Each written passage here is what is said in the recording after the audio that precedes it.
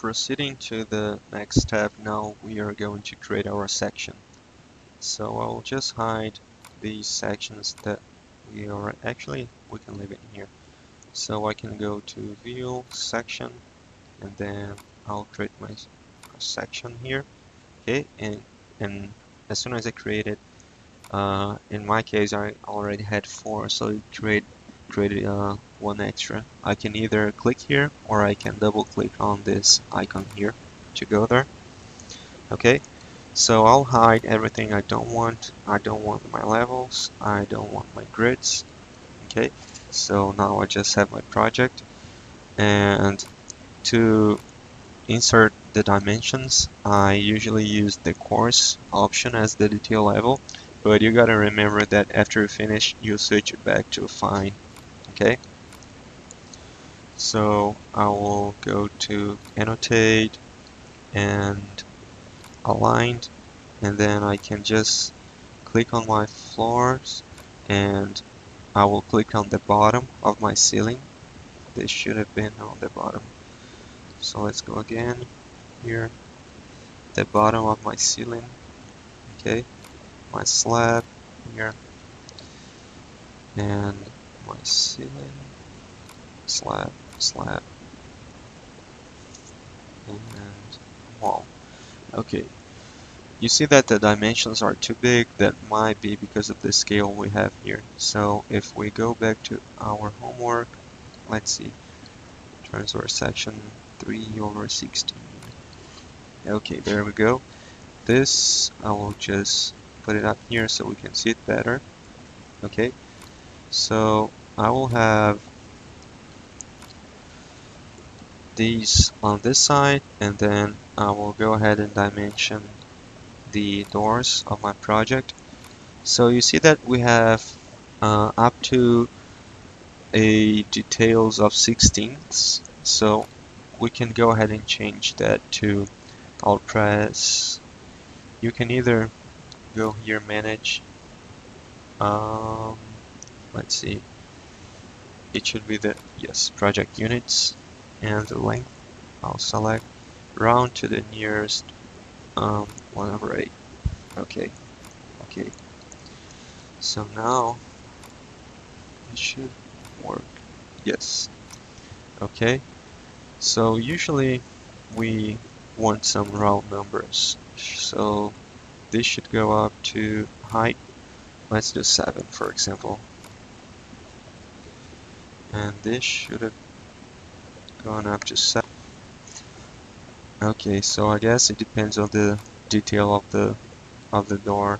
For example, depends on the family. If you have something up to the height of the door, after the height of your door, for example, if I go ahead and edit it, we have the trim projection exterior, and some of the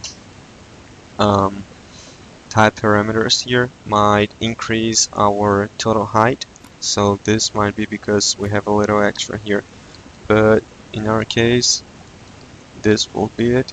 So I'll go ahead and dimension pretty much all of the doors and windows I have. Okay, so it's up to you guys how many dimensions you want to insert, but we definitely need one exterior and a few in the interiors, and we also are going to need the total height of our floors. Okay, from the bottom of the floor up to the top of the next slab. And we can also go ahead and insert some, let's see, spot elevations for the stair, just so we can have an idea of where we are. And also you can go ahead and change the project units to, let's round to the nearest 1/2, so it makes more sense. And then the height of our roof. Okay, and I can also do the total height of my project of my building, sorry, 27. Okay, so you see that we have this rectangle here. This is the crop region of my current view. So this will determine when we're going to print what will show up in my my final PDF. So I can extend, drag around these lines. So we can choose that to print only what's inside this line. So I'll go ahead and just adjust as close as possible to my drawing, and then I can hide my crop region. We'll see it better when we get to the printing part, and then I would switch it back to fine. And there is a detail here that is interesting. If I go back to my level 1, you see that we have this line here that goes all the way up to further than the end of my building.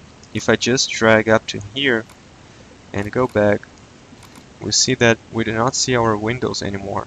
And this is actually what it was in this version of the homework. Oops, up here. So what we actually should do is select our section and drag it all the way up. Okay, so when we go back to our project, we see the windows in the end here. Okay, so our section should be something similar to this.